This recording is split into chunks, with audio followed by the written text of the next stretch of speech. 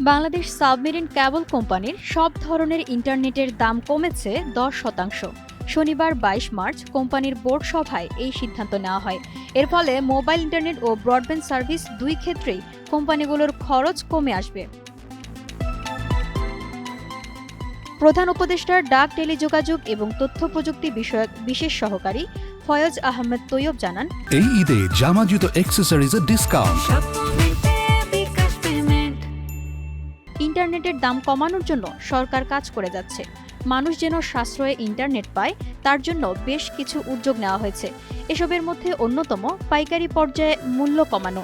এই সিদ্ধান্তের ফলে ইন্টারনেটের আন্তর্জাতিক গেটওয়ে লেভেলে সব ব্যান্ডউইথের জন্য দাম কমে আসবে 10%।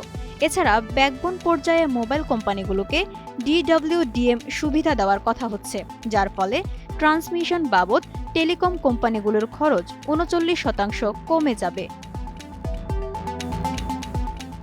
প্রধান উপদেষ্টার বিশেষ সহকারী আরও বলেন, ইতোমধ্যে এই বিষয়ে টেলিকম অপারেটরদের সাথে আলোচনা হয়েছে। আশা করা যাচ্ছে অপারেটররা ভোক্তা পর্যায়ে ইন্টারনেটের মূল্য 10% পর্যন্ত কমিয়ে আনবেন।